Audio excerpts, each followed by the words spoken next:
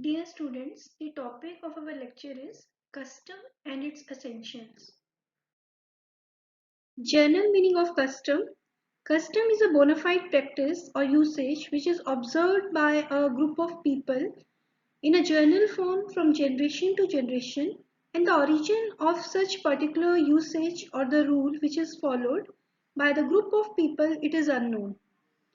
The custom, it is the habitual course of conduct which is uniformly and voluntarily observed by a group of people, any community or a tribe.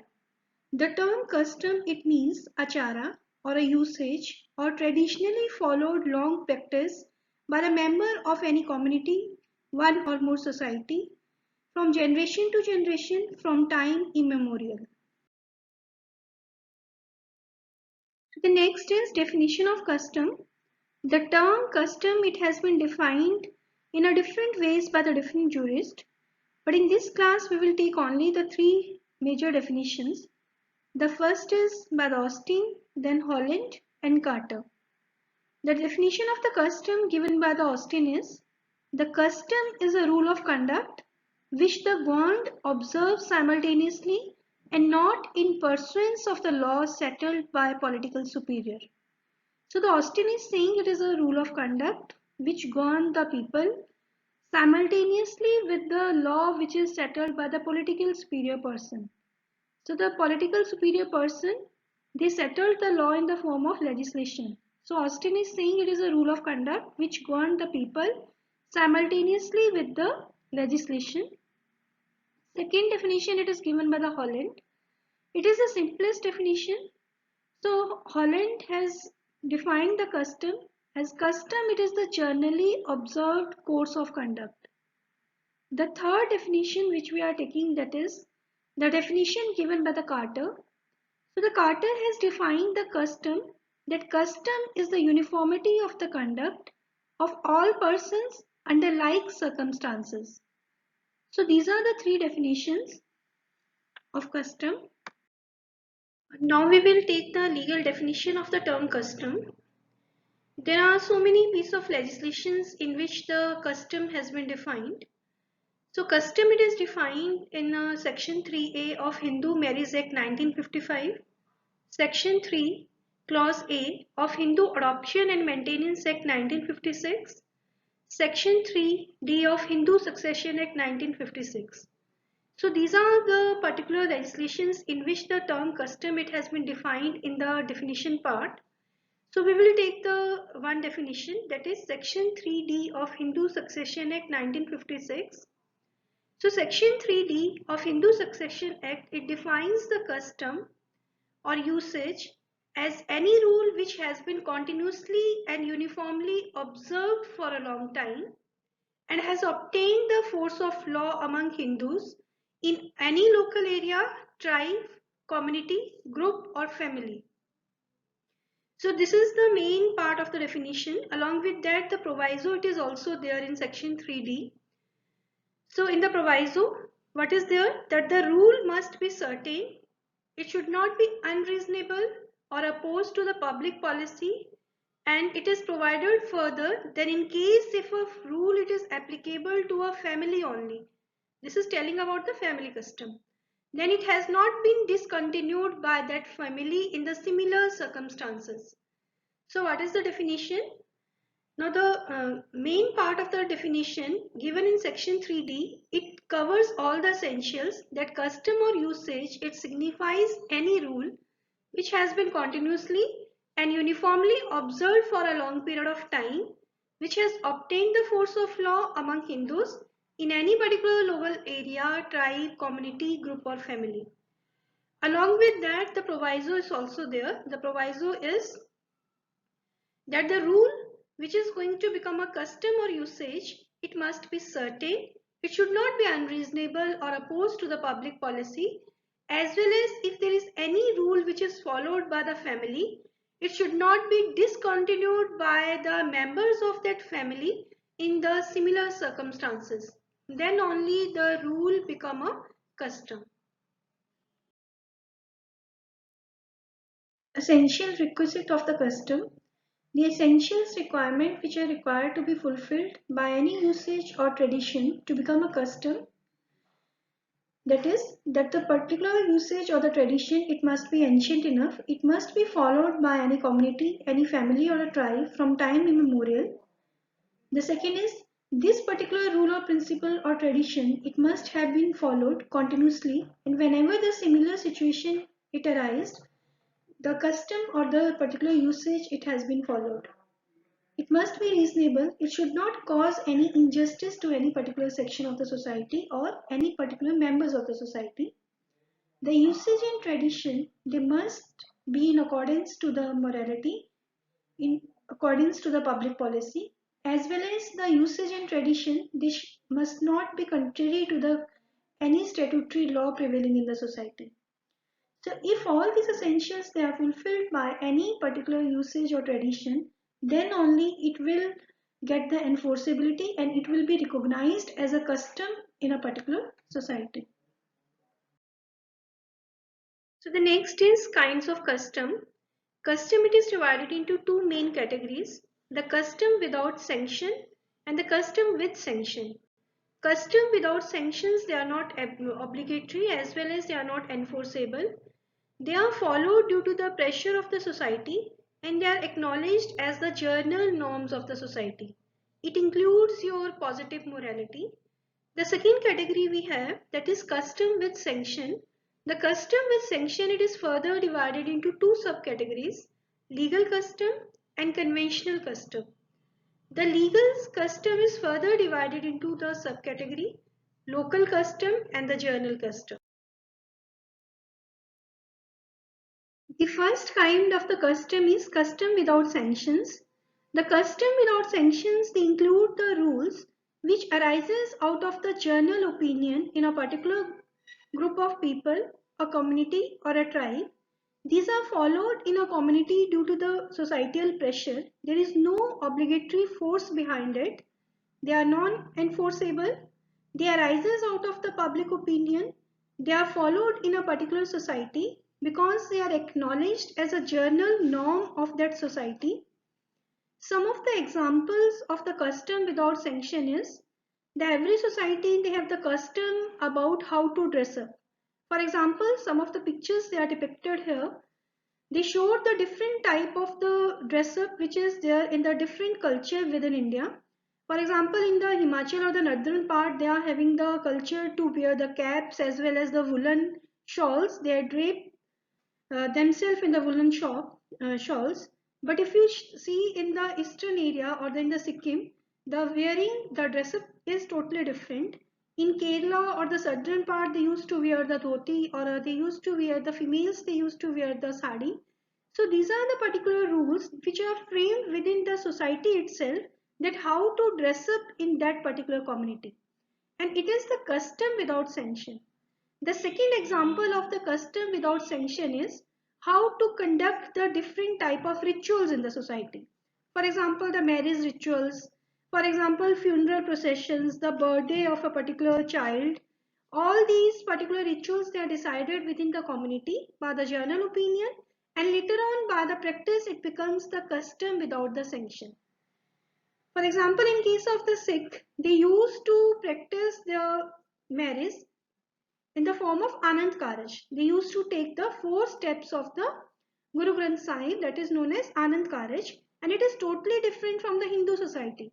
In case of Hindu society, there is a Datta home, the Havan is done, and there is the 7 steps of the 7 steps they are taken of the holy fire.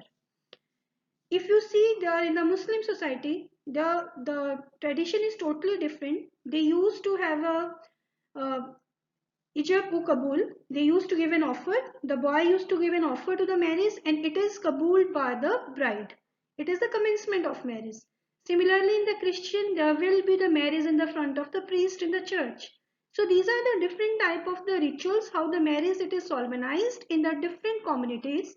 So this is the custom without sanction, which arises out of the public opinion. They are non-enforceable and they are having the tremendous importance in a particular society, and it is followed uniformly in order to have in order to maintain a cohesion between the society. So the next is custom with a sanction. This is the second type of the custom. The custom with a sanction, it includes all the rules and the usage which are backed by the punishment. If any person of the community, they don't follow these particular rules or usage, they are subjected to the particular punishment. The customs are the enforceable. These customs are enforceable. They are implemented by the state, and these rules, they are upheld in the judicial pronouncements. So I will give some examples of the custom with a sanction. The first example of the custom with a sanction, that is the concept of acknowledgement of paternity. Among Muslims, the adoption, it is not acknowledged. Under Muslim law, the adoption, it is not taken as a valid concept. There cannot be the adoption by any Muslim under Muslim law. But the concept of acknowledgement of paternity is there. Now, what is the meaning of term acknowledgement of paternity? Acknowledgement of paternity, it means a declaration on the part of a Muslim person that a child is his legitimate child from the date or time of declaration. So this is known as acknowledgement of paternity, through which the other child can be taken in a family among Muslims. And this particular custom, it is recognized in the different pronouncements. So one of the case in which the acknowledgement of paternity, it is acknowledged as a valid custom, that is Sadiq Hussain versus Hasim Ali, 1960, 43 volume, IA, page number 212. So this is the first example of custom with a sanction. One more example is there. So among Hindus, the child who can be given in adoption, the maximum age of the child who can be given in adoption, that is 15 years. But there are the Jat community among Punjab and Haryana. Among Jat community of Punjab and Haryana, there is a valid custom that they can adopt their own son-in-law. Now this adoption, it is only in those cases where the particular couple, they are not having the biological son, they are only having the daughters. So in order to preserve their own land, they don't want their land to be alienated among their legal heirs. So the practice, it prevails in that community that they used to adopt their own son-in-law. And the son-in-law which is adopted, he is more than 15 years. But this adoption, it is taken as a valid adoption by the judicial decisions, and different disputes, they are decided on the basis of this particular custom with sanction.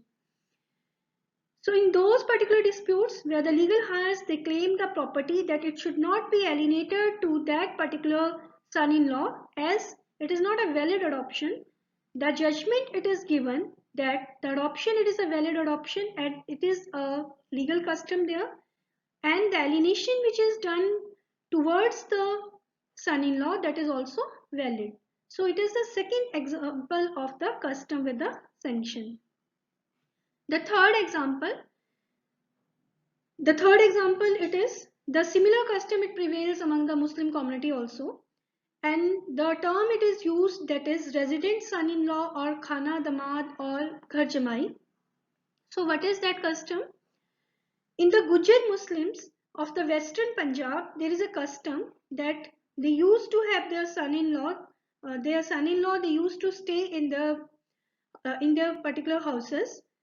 So the son-in-law, he is the resident son-in-law, and all the property rights and other rights of the son, it get arise from the factum of that particular custom. So this custom, it is also recognized as a custom with sanction, and this custom, it is recognized in the oldest judicial pronouncement. And what is that judicial pronouncement? Fateh Alam versus Ghulam Sara, AIR 1933, Lahore, page number 187. In this particular case, it is declared that the resident son-in-law is having the right of a son, and such custom, it is declared as a valid custom. So the custom with a sanction, it is further divided into two subcategories, the legal custom and the conventional custom. And the legal custom, it is further divided into two more subcategories, the local custom and the general custom. So the next we have legal custom. Legal custom, it is a type of the custom with a sanction. These are the customs which are recognized by the law and they are enforceable. So one of the example we have already discussed, that is the acknowledgement of paternity among Muslims. And the second example is Saptapati. So Saptapati, it is an essential ceremonial requirement for a valid Hindu marriage and it is given under section 7 of Hindu Marriage Act 1955. So in order to acknowledge or in order to prove a valid Hindu marriage, then in that case there must be the taking of 7 steps by the bride and groom.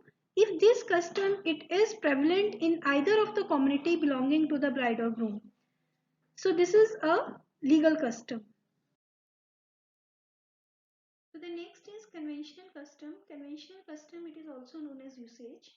It is the outcome of the express or implied agreements which are done by the members of the society, and its practice, it is also conditional. The practice of these conventional custom, it depends upon the agreement which is entered by the members as well as their acceptance to it. So they are also known as usage, conventional custom. They are the outcome of the agreement between the parties to it. So the next we have the stages of the custom. There are 4 main stages of the custom. The first is fad, the second is fashion, then usage, and the last is custom. So what is fad? The fad is when the act it is practiced by a certain member of the society, certain group of the society. This act it has been made as an obligatory rule to be followed by the people of the lower status of the society, by the people who are of a good social status. So the act when practiced by a certain group of people which is made by the higher status of the members of the higher social status, that is known as fad. So the fad it goes into the second stage, that is fashion, if that particular act it is practiced for a long period of time. If there is a practice for a long period of time, then the fad it gets changed into fashion. So the fashion, the third stage is usage. When the fashion it goes into the third stage, when the fashion it remains uninterrupted, it is observed as such for a long period of time, then in that case the fashion get changed into the usage. And the last we are having, that is custom. So when the usage it will become custom or it will enter into the stage of custom when all the other essential requirement of the custom they are fulfilled by the usage and it is used from time immemorial. So these are the 4 stages: fad, fashion, usage and custom. Fad, it is the act practiced by certain members of society. When it is practiced for a very long period of time, it becomes fashion. And when it is practiced for a long period of time and it is not interrupted, it is followed as such, then it becomes usage. The usage will ripen into custom, it will get its enforceability if all the other essentials of the customs they are fulfilled by the usage. The source of law. The custom it is recognized as a source of law as a part of legislation as well as some judicial decisions they are on the basis of the custom of particular community. So some of the custom which are recognized as a part of law, it includes your Saptapati. The Saptapati it is included in your section 7 of Hindu Marriage Act and it is incorporated in a legislation itself. So here the custom now it becomes a part of legislation. So the custom it is also a part of judicial precedent. For example, there is a community, the Jat community in the Punjab, they are having the custom which is acknowledged in the judicial precedent in which they can adopt their own son-in-law. And if you see the Hindu Marriage Act, in the Hindu Marriage Act, there cannot be the adoption of a child more than 15 years. But these custom in which the person is more than 15 years own son-in-law is taken in adoption in order to preserve their property and the property will go to their own child, to their daughter. So this is the two ways in which the custom they are acknowledged as a source of law. So now we will discuss the theories of transformation of the custom into law. There are two main theories. The one is historical theory and the second is analytical theory. The historical theory, it is given by Sevigny, Blackstone. The main exponents, that is the Sevigny, Blackstone and Many. These are the philosophers who has given the historical theory of the custom. So according to them, the growth of law does not depend upon the will of any individual or a will of any group of people.